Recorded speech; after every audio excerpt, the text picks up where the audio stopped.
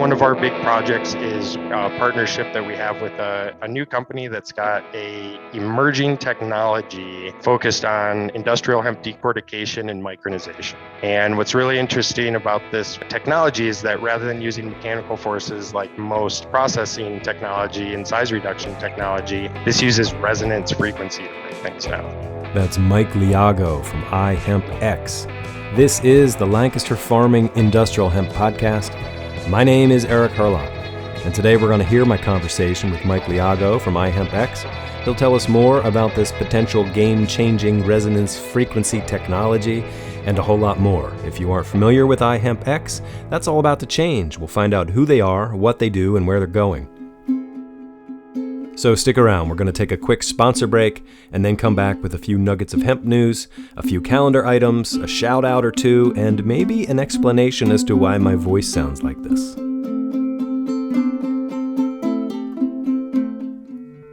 This episode is brought to you in part by Impactful Ventures, who encourage you to check out Steward, a regenerative agriculture lending platform focused on equipping regenerative farms and food producers with the resources they need to grow. Visit gosteward.com to learn more.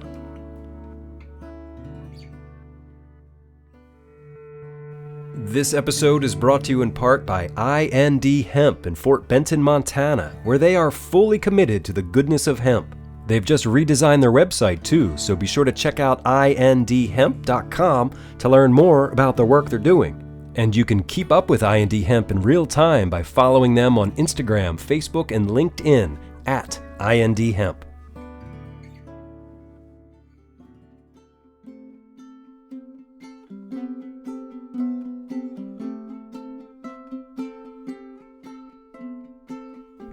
Yeah, welcome back. So my voice, I'm not sure what's going on. I feel lousy. I don't have COVID though. I don't know if this is allergies or something, but I want to give a shout out to Mandy Kerr from the Global Hemp Association. I was supposed to interview her yesterday, but I could barely talk yesterday. So thank you, Mandy, for your patience and understanding. All right, let's get into a few nuggets of hemp news.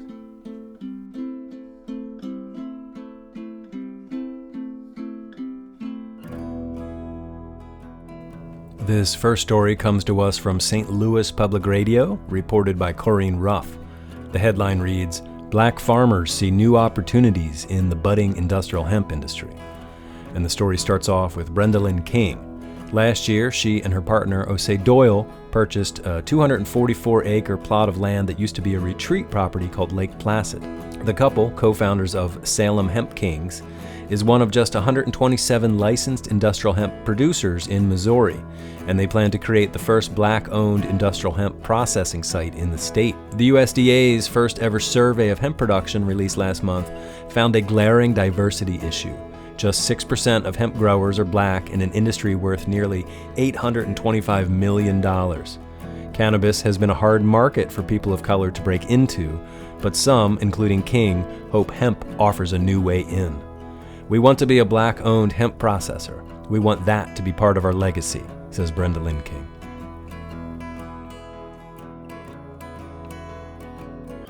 This next story comes to us from the Honolulu Civil Beat in Hawaii. It says that hemp farmers are fed up with government regulations hampering the industry's potential. It's written by Thomas Heaton. The story says that pioneers of Hawaii's latent hemp industry are selling off land, laying off staff, and no longer planting after years of waiting for the state to ease regulations that they consider overly restrictive and expensive.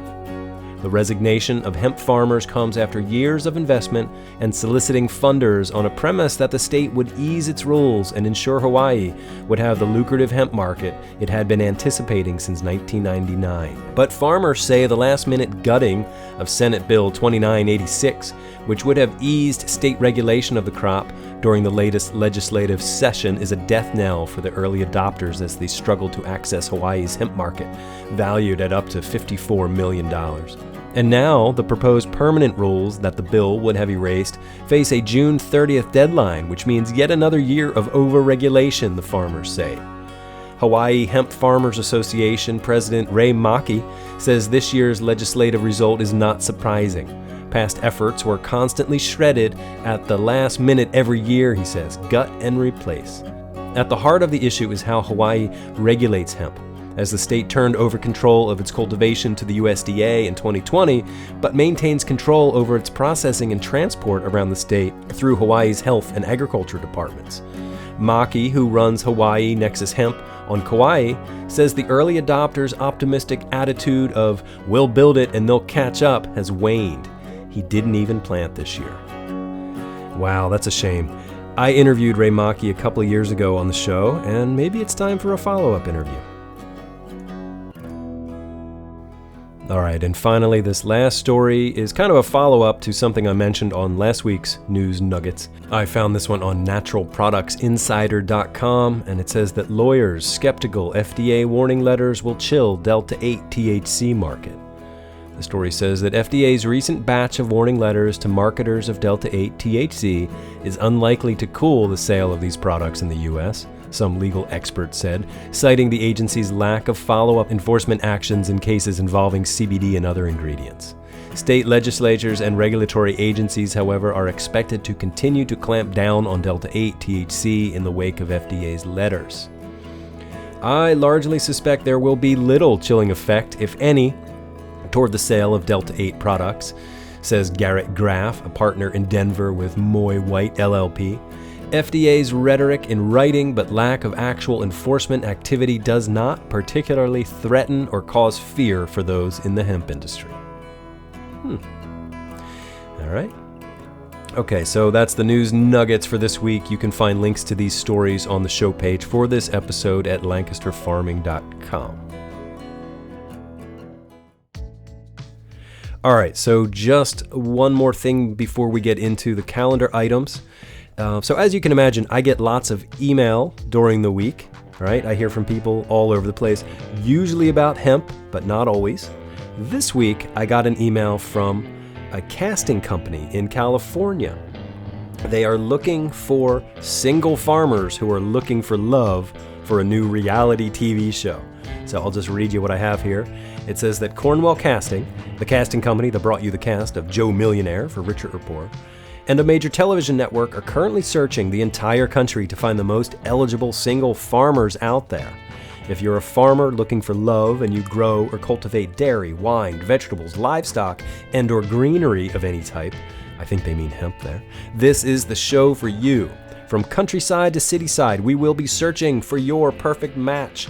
Get ready to fall in love with the person of your dreams through a series of fun dates and events with America's most eligible singles. Time to rise and shine and plant the seeds of love. So yeah, this is an opportunity for somebody out there, maybe you. So you can submit yourself. You can go to farmercasting.castingcrane.com, or you can nominate someone for this. So if someone you know would be good for this, go to farmernomination.castingcrane.com. I will put those links on the show page for this episode, and I will tell you that there is a referral incentive if they end up using someone that you nominated. You must be 21 years of age to apply. Full eligibility requirements and other terms and conditions will apply. It's not an offer of employment. If you have questions, you can email info@cornwellcasting.com. So there you go. How about that? Farmers looking for love. And here's why I'm sharing this with you, because how cool would that be if we had a hemp farmer on a reality TV show, you know? Let's normalize the idea of growing hemp by getting it on primetime TV. That's it. Okay, all right, let's move on then.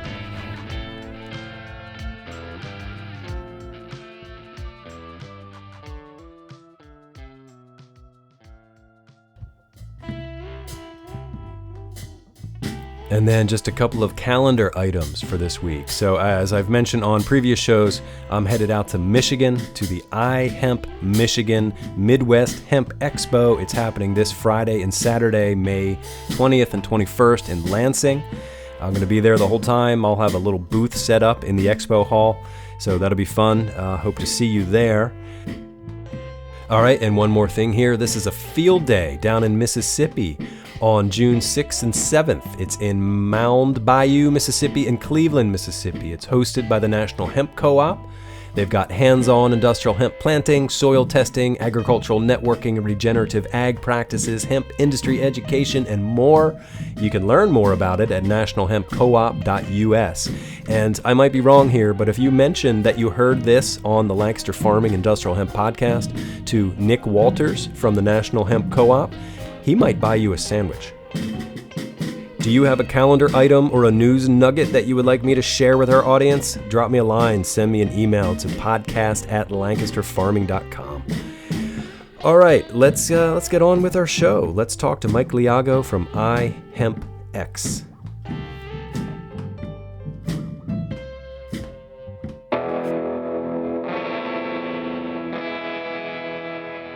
Mike Liago from iHempx. Welcome to the Lancaster Farming Industrial Hemp podcast. How are you doing today? Doing great, Eric. Thank you for having me on the show today. Yeah, absolutely. So we met briefly out in Denver at the NOCO Hemp Expo about a month ago or so. Yeah. And I just wanted to learn more about iHempx. Yeah, appreciate it. I wonder if you could give us sort of like the quick origin story of iHempx, because you were the International Hemp Exchange, but you've sort of like truncated the branding a little bit. Can you tell us sort of where this whole thing came from? Sure. I'll try and give you the truncated story, and apologies if I start to ramble, but I got into the industry officially in 2016. I'd been in the legal cannabis industry in Colorado prior to that and had some garden centers that were servicing primarily the THC side of the industry, so fertilizer, lighting, that sort of thing. Okay. And we started having more early adopters in the hemp industry, and some of the big players that emerged in Colorado were some of our customers. And so we got kind of a behind the scenes look in 14 and 15. And I started kind of paying attention to the industry and kind of looking at where it was going to go. And we had the NOCO Hemp Expo here in Colorado. That was a great educational event to kind of open our eyes to what was happening.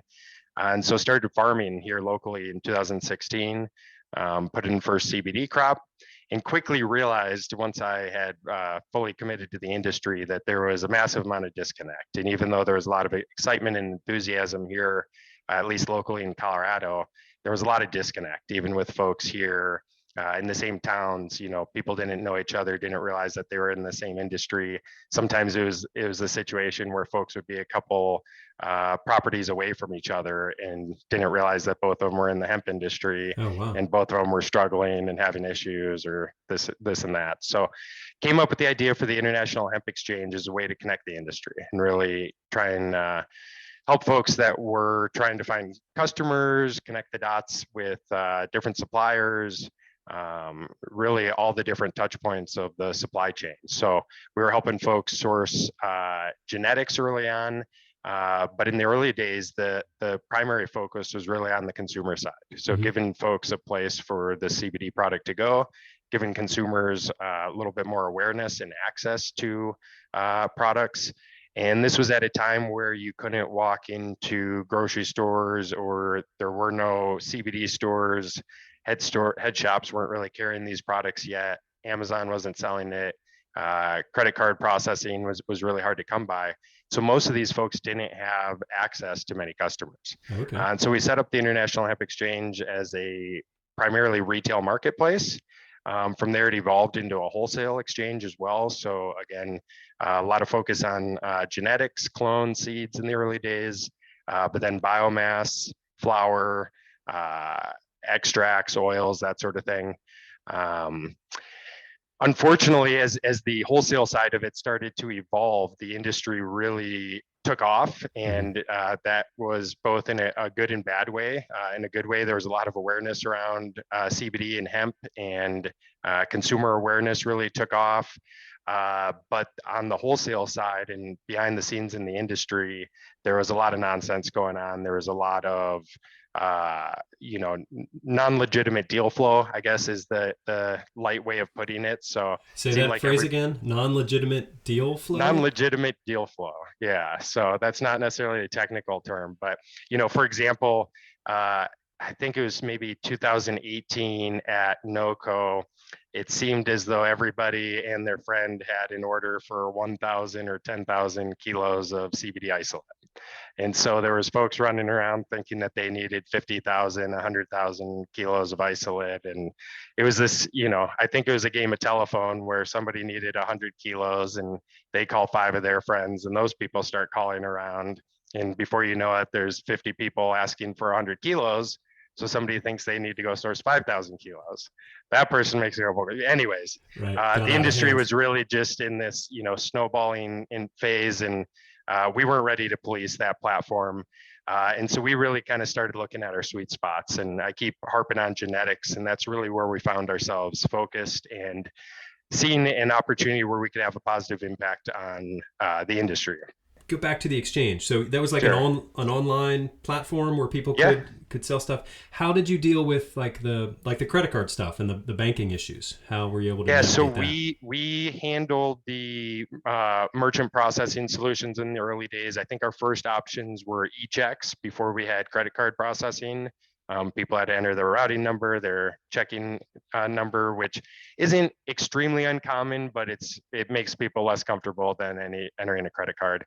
But it was a scenario where it was kind of a drop ship. So we would take the order, handle the payment, alert the vendor that they had an order, give them the information, they would fulfill the order, and then we would do a reconciliation monthly with the customers. Okay. Yeah. That's interesting. All right, so back to where you were talking about genetics and finding your sweet spots. So as the wholesale side of things kind of started to spiral out of control, we realized we didn't want to necessarily be policing that platform all day and trying to figure out what was legitimate and what wasn't. But we realized the industry had a pain point when it came to sourcing reliable genetics.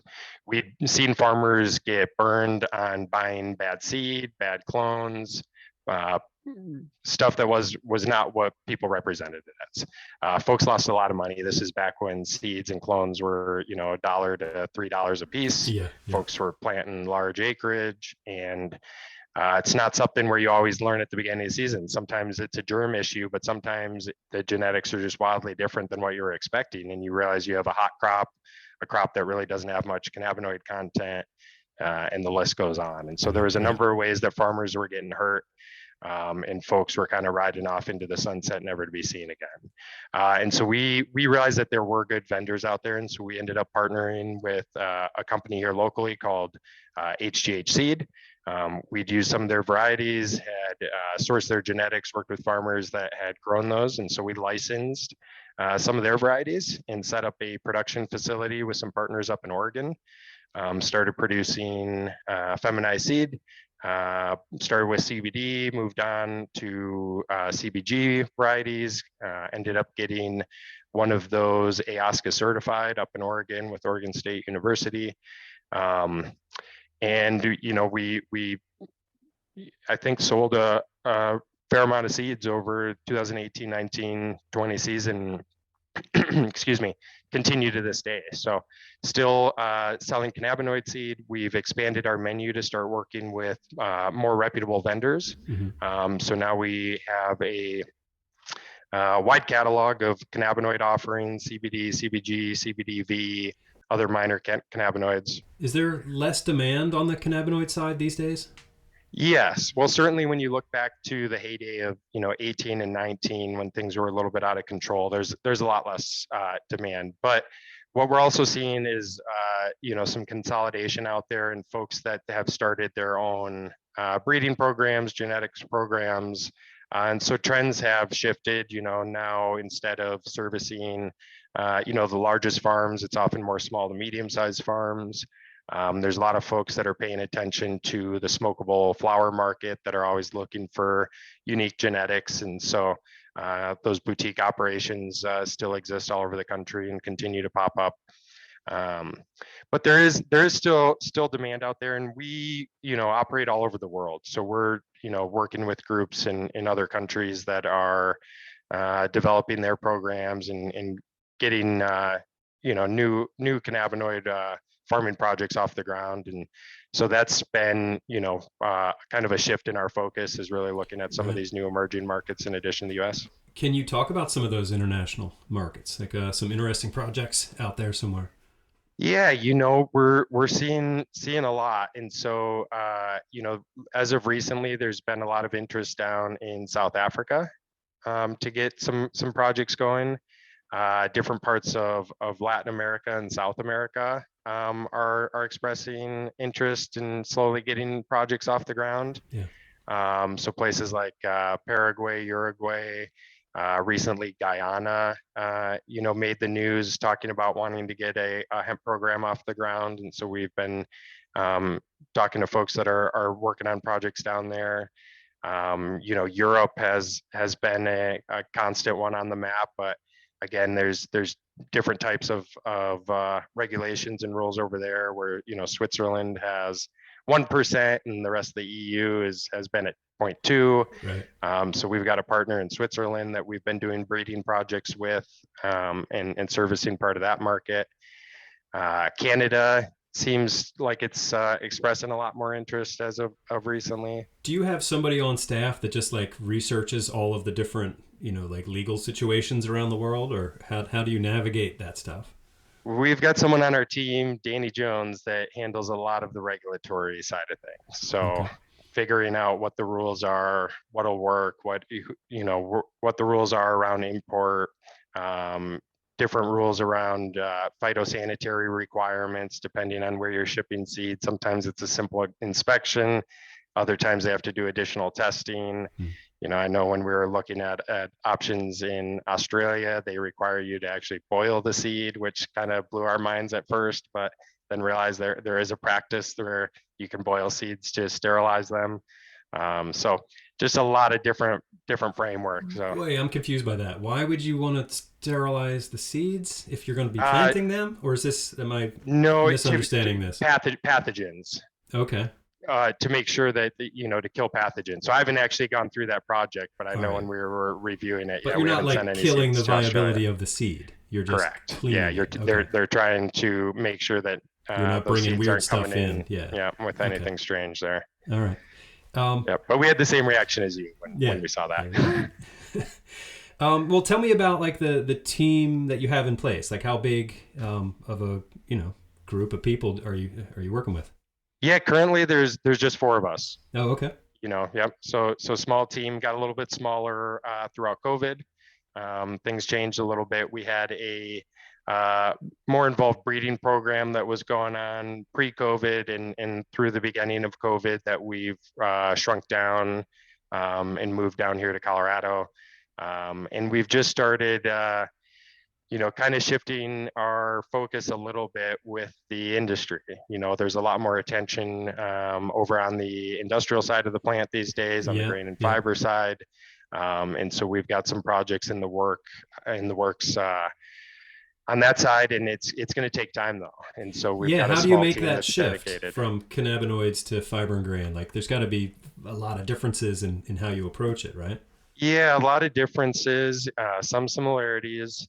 When we look at the similarities, part of it is our business model that we're looking at. So we're continuing to find reputable breeding partners, not only domestically, but around the world that produce certified seed and reputable seed that we can import, distribute, provide to farmers, because we foresee seed becoming an issue here as more and more processors get set up both domestically and abroad.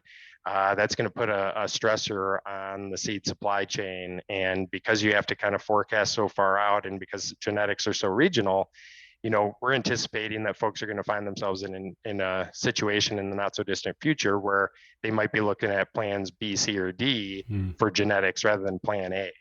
Yeah. And we want to make sure that there's resources like ourselves to help folks figure that out so that this industry can scale.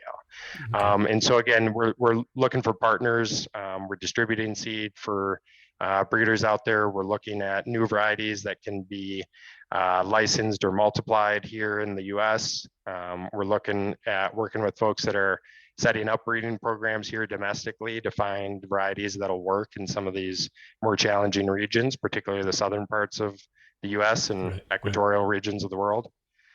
So there's a Yeah. lot that's, Right. on the horizon there for genetics, but it's all going to take a little bit of time. Okay. A couple of weeks ago, I was talking to some folks on our podcast about an industrial hemp exemption. Do you know about this, and what do you think about this idea?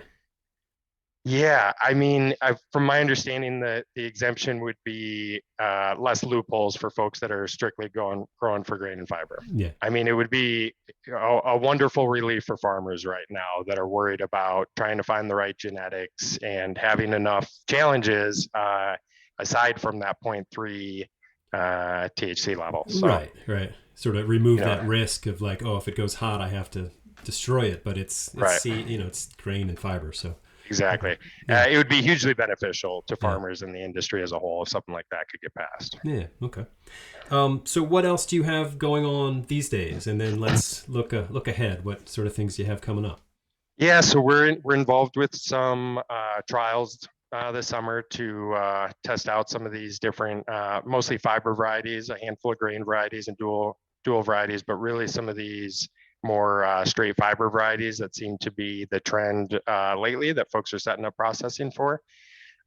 So some in the Midwest, some here in Colorado, and then a handful of smaller ones kind of scattered around the country. So we're excited to see how those projects go, learn more, get our hands dirty on this side of the plant because we've done quite a bit of farming on the cannabinoid side, but have really only toured other folks' fields Mm-hmm. on the industrial side. So that's going to be exciting for our team. But then one of our big projects is a partnership that we have with a new company that's got a emerging technology focused on industrial hemp decortication and micronization. And Okay. what's really interesting about this technology is that rather than using mechanical forces like most processing technology and size reduction technology, this uses resonance frequency to break things down. So it's actually resonance forces and shearing forces that are created inside of a relatively small processing mill that can both decorticate and micronize the plant in a single pass, or depending on how small you're trying to get it, multiple passes. But Like a really sound wave. opening, Is this what you mean? Like you're going to be hitting yeah, it with sound resonance? yeah. I Yeah. mean, one of the examples we always talk about is the opera singer breaking the glass. So yes, a little bit of that, but it goes back to kind of stuff that Nikola Tesla was studying with different frequencies and resonance that can both destroy objects and make different objects thrive. So I've actually seen different takes on this pop up in different ways in the cannabis industry over the years. I remember we used to sell a product that had a frequency water that you could spray on plants to actually kill bugs and pathogens and things like that. And so that's kind of the similarly where you're finding that resonance and frequency that breaks things down and applying it. So yes, that's essentially what's happening inside of this mill. And so it's really a much different way to process than traditional decortication, and allows folks to kind of think about how they could treat their material a little bit differently than some of the existing lines and technology on the market today. Okay. So, How like scale wise? Like, can you scale up with that? yeah, that'll be in the future. That company has plans to make bigger units. Right now, even though the mill we're working with isn't that large, it still competes on the commercial scale with other Okay. lines out there at a couple tons an hour plus. So All right. um, That's cool. So it's an yeah, emergent technology. It's not you're not quite ready for prime time yet, but you it's we have customers. okay. We're getting lines up and running this year.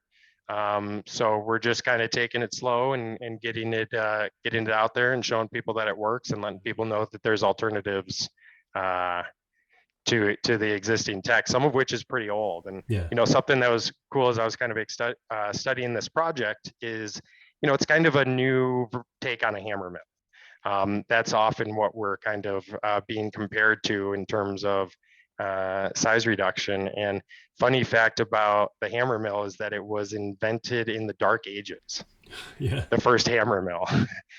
So it's just it's ancient technology that sure has been improved a little bit over time, but essentially just smashing things Right. until you get them small enough. Yeah. Uh, That seems to so, be the human way, right? We just smash right, stuff. yeah, Yeah. just smash stuff. See if you can get it to the size you want. Well, that's really cool. Yeah, no, we're excited to get it out there, and I think over the next year we're going to, be letting people take a look behind the scenes more and more. Okay. Right now we're really trying to let folks that are currently processing and looking to jump into processing soon know that it exists, try and get them in there and show them what it can do and get the wheels spinning. And we're finding that has So some pretty positive results. a heads up to the industry that there is another way. There is Yeah. another way. Yeah. Okay. All right. Cool. So what are you looking forward to? What's going on in future of iHempx? Yeah. We've got some, we're really excited to see some of our collaborations come to fruition. We've always been a company that relies on strong partnerships to advance our cause and hopefully advance the industry as a whole. And we've been working on some exciting relationships, Revive being one of them. But in that same vein of new technologies, new options, I'm trying to figure out what I can say without giving it all away. But we've got a number of different projects and collaborations in the works here, from genetics to farming to processing to offtake opportunities. We really see a lot of potential kind of in that offtake opportunity and that R&D that needs to happen down there, and working with companies to help them find the appropriate counterparts in the industry. Okay. There's a lot of folks that want to get into manufacturing different products with hemp, integrating hemp into their existing products, whether these are plastics, building materials, textiles, et cetera. A lot of them don't really know how to do that, and what the best way is, to tap into this emerging domestic supply chain.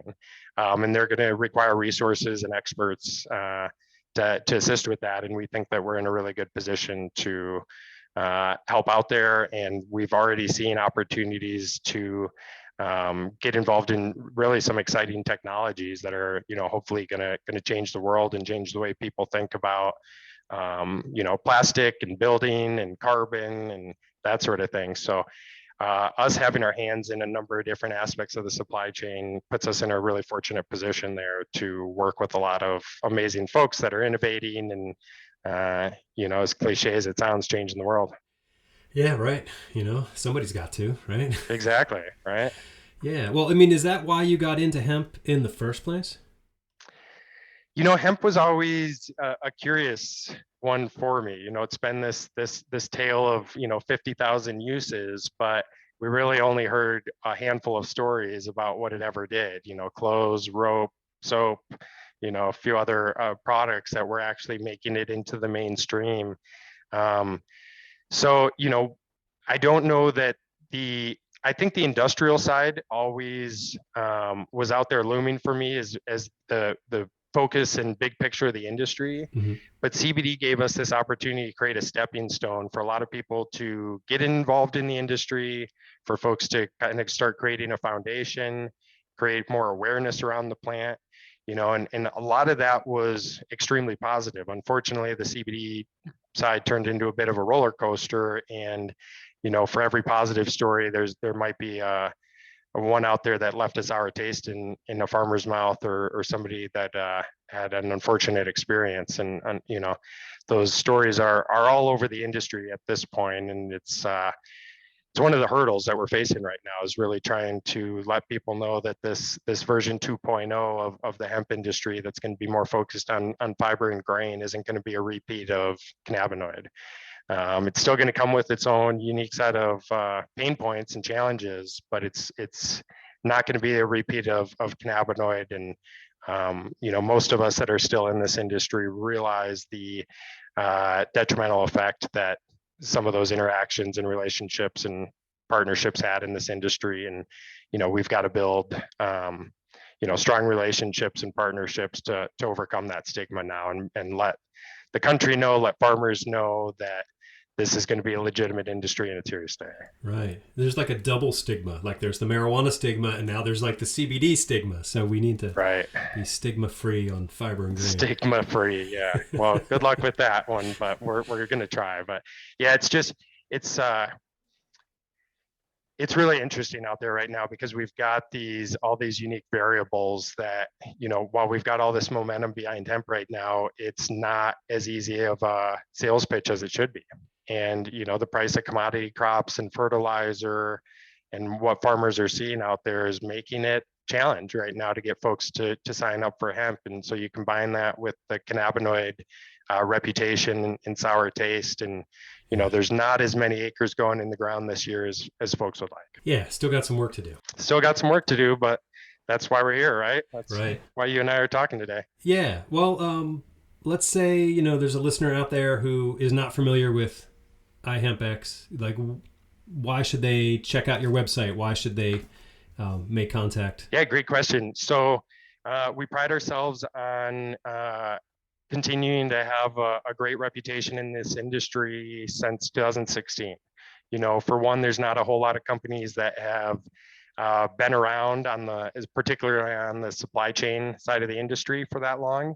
And we've stayed our course. We continue to work with the same farmers year over year. We continue to develop more partnerships with folks that we've worked with in previous years. And we're always innovating. We pride ourselves on also, having an amazing networks of folks to tap into in this industry. So whether it's something in our direct business operation, like genetics or farming or processing tech, if we don't have a solution for you, we probably know somebody that does, and there's a good chance it's probably going to be the most cutting edge version of whatever you're looking for. And so that's something that we're always trying to do, is align ourselves with other good companies and really just help focus on solutions for the supply chain, whether it's something that we're offering or somebody else's. And the website is iHempx.com. There you go, iHempx.com. All right. Is there anything else that listeners should know about the work you're doing there in Colorado, or iHempx, or just your thoughts on the hemp industry in general? Yeah, I think we've covered the bases pretty well today, but we're as excited today about the hemp industry as we were in 2016 and 2019, but it continues to evolve. And if folks are interested in participating in this industry, I would approach it with an open mind and know that it's going to be in a kind of a continuous state of flux and evolution here for a bit. And if that doesn't sound like a good time to you, maybe you should wait a little bit. But there's a lot of opportunity in the industry right now, and we're really seeing a lot of momentum around the world. And I think things are going to start coming together here in coming years, and that we're really going to start seeing more hemp out in the marketplace being applied into commercial projects. And it's really going to get the wheel spinning for folks and get people excited about this industry. Yeah, for sure. So quick anecdote from my family life. So yesterday I took my daughters to Kohl's, like a store, like a department store. Sure. And I'm not a shopper. I don't really like to do that, but my wife had been sick. So I'm like, all right, I'm going to take you there. We're going to get this stuff done. And we're sort of wandering around, and I have two girls, and we were in like the cosmetic area. And suddenly they see like these hemp products, like moisturizer and stuff. And they're like, Dad, look, is that really hemp here? Because they're, they know what I do. And I dragged them around the country last year, looking at fiber and grain farms. And so they know about hemp, but they couldn't believe that they were seeing it there, in prime display area in the department store. So that seemed like a positive thing. That's great. Yeah. Now every time I fly out of the Denver airport, I pretty much pass at least one CBD kiosk, and now Hempy's has a kiosk with clothing and other textile items, and it's great. We're seeing more and more of that around the country, and I'm pretty sure around the world. Yeah. Where this stuff's really being more normalized, and that's the first step. Yeah, it's like we're ready. We're ripe for disruption, right? So many industries hemp can get in. So, yeah, cool. Well, Mike Liago, it's great talking to you today. Thank you for your time. Appreciate it. Yeah, thanks so much for having me. It was really my pleasure, and hope to talk to you again soon. All right, there you have it. You can learn more about iHempx at iHempx.com. So that does it for me today. I got to get out of here. I got some more stuff I got to do, which I think at this point is take some CBD and then take a nap. So anyway, I will be in Michigan in a couple of days, so I hope to see you there. Hey, wait, stop, hold the phone, slam on the brakes, whatever. Just a quick update. So I recorded all of that this past Tuesday, but here it is Thursday, and I'm still in Pennsylvania. I'm not in Michigan. I'm sorry I'm not there. I wish I was there, but it turns out I did test positive for COVID, so I'm here isolated, quarantining, and recovering in what we call the Little House Studio. So, yeah, if you're in Michigan, I hope you have a good time. If you want to get in touch with me afterwards and let me know what it was like, what you saw, who you met, I would appreciate that. All right, so my name is Eric Harlock. I'm the digital editor at Lancaster Farming Newspaper, the greatest agricultural newspaper in the world. And be sure to check us out online at lancasterfarming.com for all those news links and the link to iHempx. And, maybe you want to be a contestant on a reality show. It's all there for you at lancasterfarming.com, all that and more. All right, until next time, I will see you in the newspaper.